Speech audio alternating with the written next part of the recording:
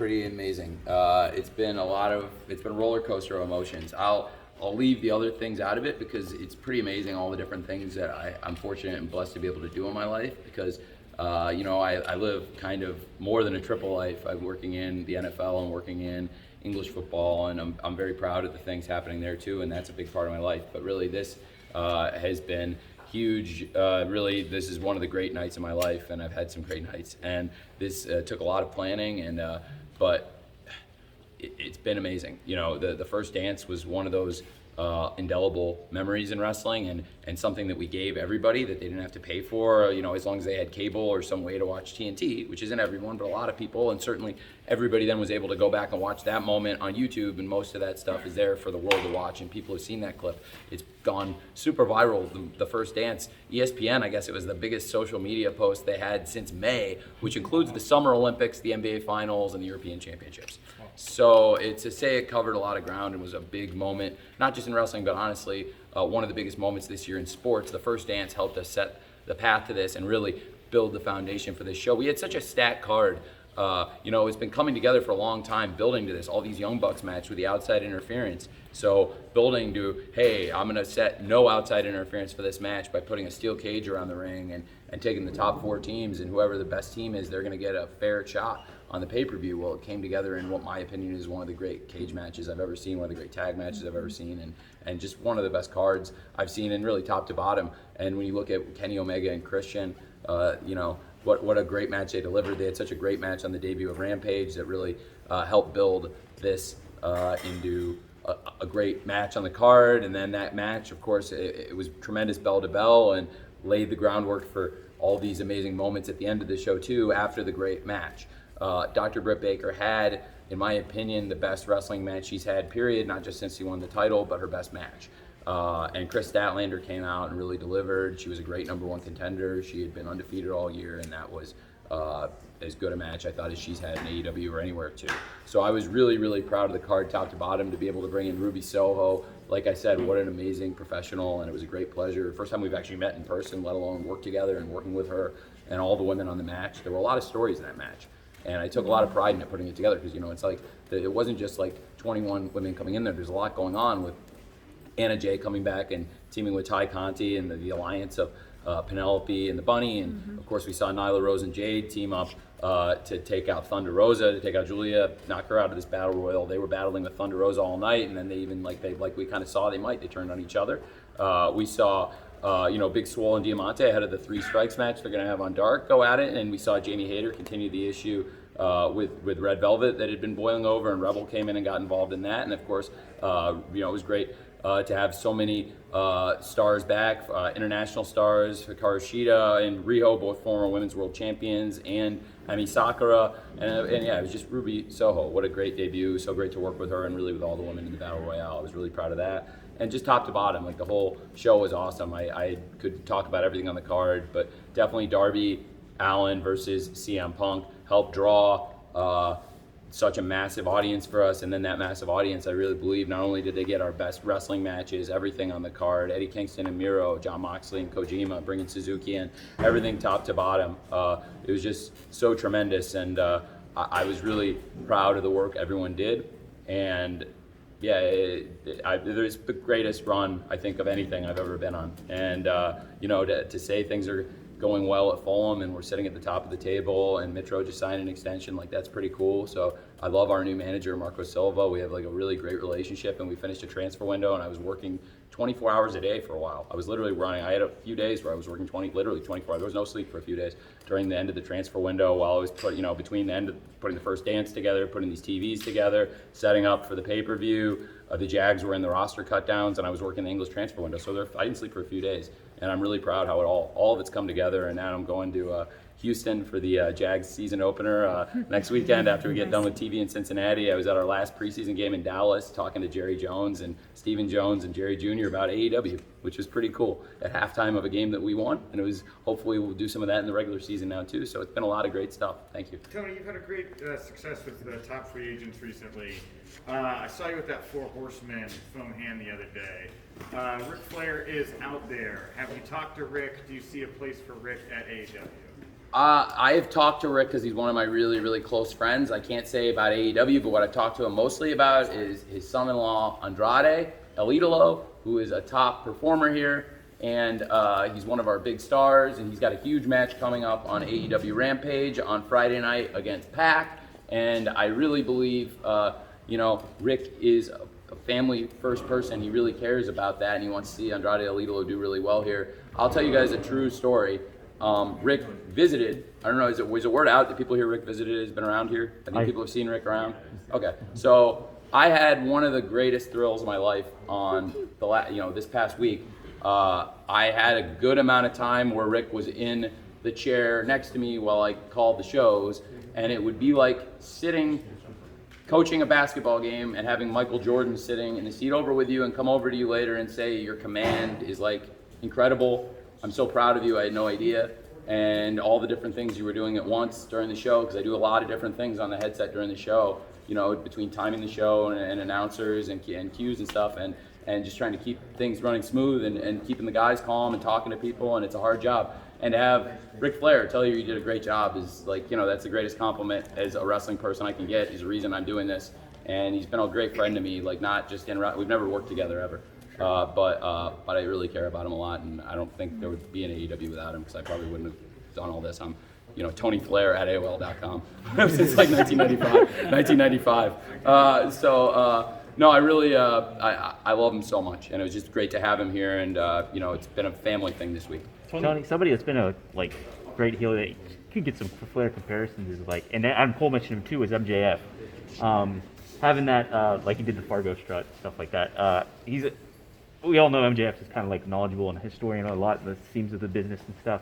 Talk about his growth throughout this whole storyline with Jericho and this feud with Jericho, and how you see him now in comparison to when he first started it. When he first started in AEW, he was one of our top young stars, and at some point a long time ago, he went from being one of our top young stars to being one of our top stars. And when you hear me talk about our top young stars, there's a reason I almost never say his name, because he's one of our top stars, period, even though he is one of the youngest wrestlers here. The experience he's gained, he is a veteran, he is a leader in the locker room, not just bell to bell, not just the matches he puts together. People turn to him for advice like a veteran. The amount of people he's recommended to me, people that went to Creative Pro, that he trained, he recommended Chris Statlander and Layla Hirsch to me personally. He called me up on the phone and recommended both of them. He recommended, I called him asking about Max Caster and Anthony Bowens. He gave me references, and then I said, "Do they get along with each other?" And he said, "I don't know." And I said, "Well, I have an idea." There's Bear Country. He's a number of people he's given me rep because he's got a great mind for it. But then forget about that. Put that on the back burner for a second. Let's focus on what you're probably really thinking about, which is himself, his charisma, his promos, what he's come. How he's developed as a wrestler even more, and being in there with Chris has helped a ton, because Chris is one of the all-time great wrestling minds, and they have so much in common. And at the same point, same age Max was at, think about everything Chris accomplished and how much insight Chris would have for Max. So the sky's the limit for MJF. Absolutely, it's a great question. I can do a couple more. Yes. Tony, fans everywhere. When they release any other talent in other company, they always consider AEW first. AEW first. How do you feel about fans thinking about that, and how you deal with that? Well, it's great. I think we want to be, pun intended for Ruby, destination for Ruby Soho, or a destination for Bryan Danielson, or a destination for an Adam Cole, and a great destination for the Forbidden Door for wrestlers from other companies. But for any free agent in the world, I'm open for business, and I'm really interested. And we have, I think, the best roster in wrestling today. I really believe it. Dynamite, Rampage, our pay-per-views, we deliver a really quality show, and it's because we have such great wrestling talent, and we have from the beginning, and the roster has never been better or stronger. But I'm always looking and interested in adding people, so it's a great question. Tony, we saw a bumper about Full Gear. It went from November 6th to November 13th, and was the switch based on just the Canelo Alvarez fight in the division? No, it had much to do with Usman and Canelo. Yeah, absolutely, Canelo and Usman. I really would prefer not to compete head to head with, honestly, not Canelo for one thing, but also Dana's a really good friend of mine, and I don't really see any point of taking money off each other's table if we have to. He's got a big pay-per-view show that day, and mine, I was actually able. When you find out what we got set, it's a logistical. It's a big change, but I think in the end, it probably is going to work out better for us. It'll work out for them, and then my friend and I both get to do our shows on back-to-back weekends and be very happy. So I think it's good. Just a quick follow-up: is St. Louis still the I destination? can't get into the destination, but I will say that we will still be in St. Louis for Friday Night Rampage, which was that night before, and then that's all I can say for now. Hangman Page is a guy who a lot of people were expecting to be like headlining the show, and I'm sure you saw like there was a little bit of disappointment there. There's nobody talking about being disappointed now. How does it feel to kind of erase that? And how much of like the big stuff that happened on the show did you know whenever whatever decision was made to not have Hangman? I had a feeling, but I had a lot of backup plans, but I would have given him the time off either way. I mean, even if I didn't have the guys in, I would have found a way to make it work and accommodate him because it was, for a very important reason. And so, he's a big part. He's a big part of AEW. He's one of our really important stars. I didn't have everything exactly, and I really didn't have everything exactly into place, until we got there. And I think you've all heard the story, which is true, that Punk didn't actually sign anything until that night. But we had a handshake, and I trusted him. And same thing with Brian. Like Brian and I think Brian just signed. So I trusted him. We have a good relationship, and we built that. Same with Austin, with Adam Cole, excuse me.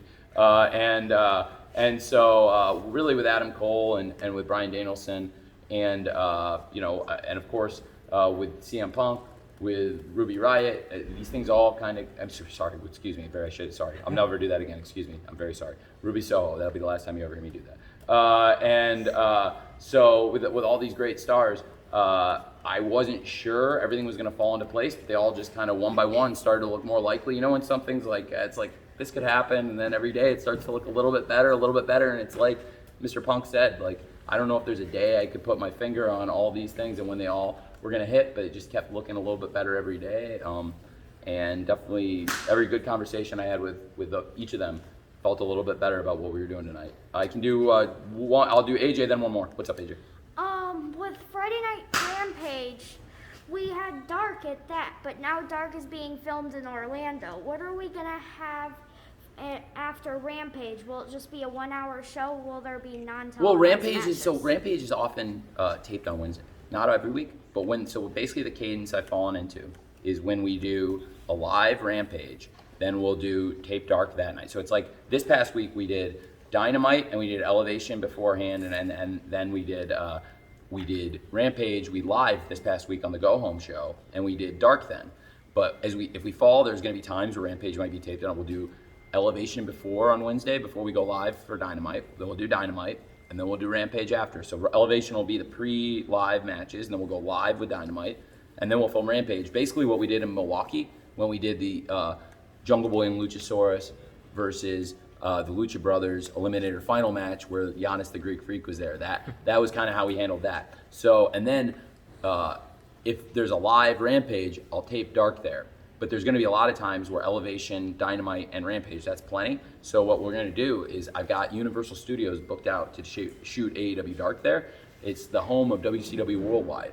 I think that would be the show I would compare it to more because it's going to be more about younger developmental matches. It's not going to be not really our A show, not Dynamite and Rampage, which are our two primary shows. I think this is going to be more like how WCW kind of use Worldwide tapings to get a look at young wrestlers. And when I look back at those shows, and they're some of my favorite shows, you see so much great talent, great veterans like Bobby Eaton, may he rest in peace. And it was this show is for him, and seriously, beautiful Bobby Eaton, one of the great wrestlers. And it was the amount of people here that knew him and were close to him, and talking to people like Arn Anderson, and talking to Tony Schiavone and Chris Jericho and Chavo Guerrero and people who knew him well from WCW and had great stories. It means a lot. He was one of my favorites. So this pay-per-view is dedicated to him and all the great wrestling fans and all the great wrestlers we've lost.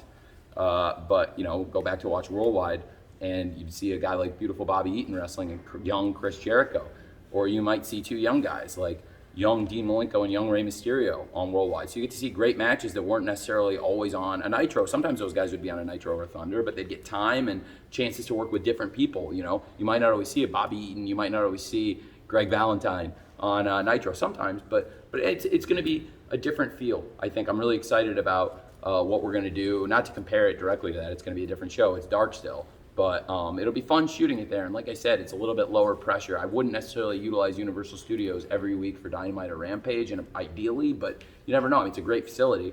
But, and honestly, in one point in the pandemic, I did look at it, but Daly's Place being an outdoor venue that was right there for us, I really liked the idea of bringing the fans back in a safe, controlled way. Jaguars and Daly's Place, right there adjacent to each other, we basically did the same thing, running shows at 25%, socially distanced, putting people in pods, like a drive-in movie or something, and it was very safe, and neither the Jaguars or AEW had any transmissions, so I didn't use Universal Studios, but I thought about it, and now I'm really glad we saved it for the dark tapings. So it's another great question from AJ. I got time for one or two.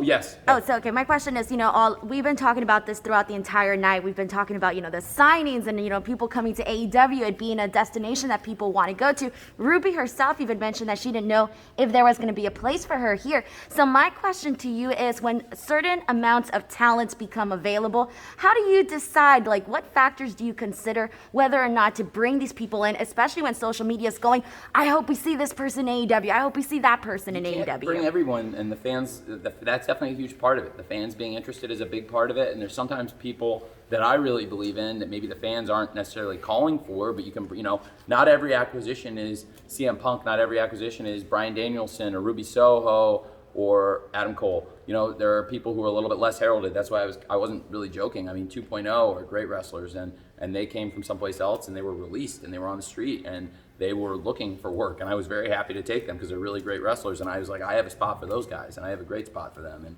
Daniel Garcia was doing great things on Dark, and I wanted to put them together, and I thought they could come in, and I wanted to get a look at them in a trios match on Dynamite against Moxley, Eddie, and Darby, because I thought it would just be really cool to get Moxley, Eddie, Darby, and Sting out there, and you can't use the wingmen in that spot every week. So I wanted to get a look at some new guys, and boy, have they done a great job. So some of it's how the fans feel, and I had them shoot a promo for that match at a Dark taping, and I had them shoot a promo for the Dynamite match, and it got a huge response on social media the night before the trios match. I was like, I think people are going to be into these guys, and they were. So a lot of it's feel, and it's also just the need, because there's a lot of great wrestlers. It's not, I haven't signed them because we don't like them or I don't like them. There's a lot of people I like that I just haven't been able to sign because there's only 3 hours of television, and there's only so many spots. But it's a great question, and it's really just gut feel, and honestly, there's been some that I maybe would have wanted at times that we didn't get, but then sometimes they even come back around. There's been people that I wanted, and it worked out in the end, and they're here. So I will say this: from the competition, if I could pick two people, and I mean this from the bottom of my heart, if I could have picked two people from the men's roster in our competition, they would absolutely have been Adam Cole and Bryan Danielson. Absolutely. Is there anybody which I feel very blessed they're here. Is there anybody who has not gotten to ask any questions all night, who has not asked a question? Yes. Sky Blue got a great reaction tonight. Is there any plans to bring her in? Yeah, but I keep using Sky Blue. It was a very organic moment last night. She did great, and that was on the fly. It was audible. So it just felt right and had to go out and do it. She's doing tremendous, and that's why, like I said, I was the agent on the Battle Royal, and I wanted to put her in a prominent position. I thought she'd do really well, and she came out, and what she did was she got a great reaction, and she helped the match in the beginning keep the match hot, and then there was another wave of people coming in, and that match is about moments and pops and waves and featuring different stars, and she got a great reaction and helped us keep that match hot at the beginning, and then I think she's got a great future, so she can do a lot for us, and absolutely, on Friday night, the reaction she got, it was an easy decision for me to make. Tonight was the second time that Jorge Masvidal got some airtime in AEW. Any future with him and you guys? It's more than he's been here more than 2 times, but he's only I think been on TV a couple times because he's great. I love Georgie.